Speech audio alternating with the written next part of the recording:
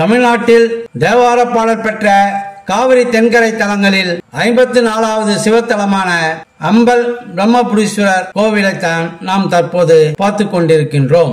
திருஞான சம்பந்தரின் பாடல் பெற்ற இத்தலம் திருவாரூர் மாவட்டத்தில் நன்னிலம் வட்டத்தில் அமைந்துள்ளது. இத்தலம் மயிலாடுதுறை திருவாரூர் சாலை மார்க்கத்தில் உள்ள பூந்தோட்டம் என்ற ஊரில் இருந்து 3 கிலோமீட்டர் தூரத்தில் இத்தலம் இருக்கிறது. பூந்தோட்டம் மயிலாடுதுறையில் இருந்து சுமார் 23 கிலோமீட்டர் தொலைவில் உள்ளது. பேராளம் என்ற ஊரில் இருந்து பூந்தோட்டம் வழியாக காரைக்கால் செல்லும் சாலையில் சுமார் 7 கிலோமீட்டர் தொலைவில் இத்தலம் உள்ளது.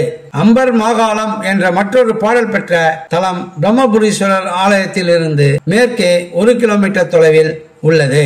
இவ்வாலயம் தினந்தோறும் காலை 7 மணி முதல் பகல் 12 மணி வரையிலும் மாலை 5 மணி முதல் இரவு 8 மணி வரையிலும் திறந்திருக்கும்.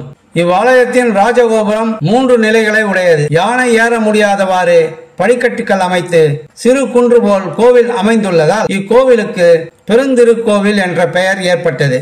கோச்சங்கட் சோழனால் கட்டப்பட்ட மாட கோவில்களில் இதுவும் ஒன்று. கோவில் கிழக்கு நோக்கி உள்ளது. இறைவன் சன்னதிக்கு செல்லும் படிக்கட்டுகள் தெற்கு நோக்கியவாறு அமைந்துள்ளன. ராஜகோபுரம் வழியாக உள்ளே சென்றால் விசாலமான முற்றம் உள்ளது. சுதையாலான பெரிய நந்தி இங்கு உள்ளதை காணலாம். இடப்பக்கத்தில் உள்ள கிணறு அன்னமாம் பொய்கை என்று வழங்கப்படுகிறது. பக்கத்தில் சிவலிங்க மூர்த்தம் உள்ளது. பிரம்மா இக்கிணற்று தீர்த்தத்தில் நீராடி பக்கத்தில் உள்ள சிவலிங்க மூர்த்தியை வழிபட்டு அன்ன வடிவம் பெற்ற சாபம் நீங்க பெற்றார் என்பது தல வரலாறாக உள்ளது. படியேறி செல்வதற்கு முன்னரே கிழக்கு மதிச்சுவர் மாடத்தில் கிழக்கு நோக்கி தல விநாயகரான படிக்காசு விநாயகர் எழுந்தருளி இருக்கிறார். திருஞான சம்பந்தர் இத்தலத்து இறைவன் மேல் பாடி அருளிய பதிகம் 3ஆம் திருமுறையில் இடம்பெற்றுள்ளது. கோச்சங்கட் சோழனால் கட்டப்பட்ட ஆலயம் இது என்பதை தனது பதிகத்தில் பல இடங்களில் இவர் குறிப்பிடுகிறார். 70 மாட கோயில்களை கட்டிய கோச்சங்கட் சோழனின் கடைசி திருப்பணி என கூறப்படும் கோவில் இதுவாகும். துர்வாச முனிவருக்கு மதலோலா என்ற தேவகன்னிகையால் தோன்றிய அம்பரன் ஆம்பரன் ஆகிய இருவரும் தாங்கள் பெற்ற தவ வலிமையால் உலகிற்கு இடையூறு விளைவித்து வந்தனர். பெருமான் கட்டளைப்படி அம்பிகை காளியை நோக்கினார். காளி கன்னி உருவோடு வந்தார். அம்பரன் ஆம்பரன் இருவரும் அம்மையை சாதாரண பெண் என கருதி அவரை அடைய சண்டையிட்டனர்.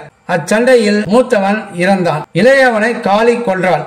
காளி அம்பரனை கொன்ற இடமே அம்பகரத்தூர் ஆகும். கொலைப்பழி தீர காளி திருமாகாலத்தில் இறைவனை பூஜித்து அருள் பெற்றார். சம்காசீரன் என்பவன் ஒரு அரக்கன் ஆவான். தேவர்கள் இந்த அரக்கனுக்கு பயந்து பிரம்மன் கட்டளைப்படி இத்தலத்தில் குடியேறினர். இறைவன் தேவர்களை காக்க கால பைரவர்களை ஏறி அவனை கொன்று அமரர்களுக்கு அருள் புரிந்தார். விமலன் என்ற அந்தணன் தீர்த்த யாத்திரை செய்து கொண்டே இத்தலத்தில் வந்து தங்கி பல்லாண்டுகள் வழிபட்டான். காசி கங்கையை இறைவன் இங்கு வர செய்து வேண்டும் வரங்கள் அருளினார். மன்மதவானம் பலிக்காமல் போகக்கூடாது என்று கூறிய விஸ்வாமித்திரரின் சாபம் நீங்க மன்மதன் இத்தலத்தை அடைந்து வழிபட்டு சாபம் நீங்க பெற்றான் என்பது ஒரு வரலாறாகும். நந்தகோபன் என்னும் அரசன் புலித்தோல் உடுத்த முனிவரை புலியென கருதி அம்பு விடுத்த குற்றத்தினால் பிரம்மகத்தி தோஷம் தொடரப்பட்டு இத்தலத்தை அடைந்து இறைவனை வழிபட்டு பிரம்மகத்தி தோஷம் நீங்க பெற்றான். இத்திருக்கோவிலில் திருப்பணி செய்தும் விழாக்கள் நடத்தியும் மகிழ்ந்தான்.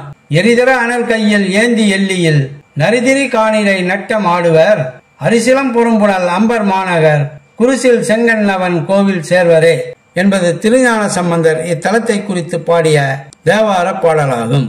அடுத்ததாக நாம் 55வது காவிரி தென்கரை சிவாலயமான அம்பர் மாகாளம் என்ற தலத்தில் சந்திப்போம்.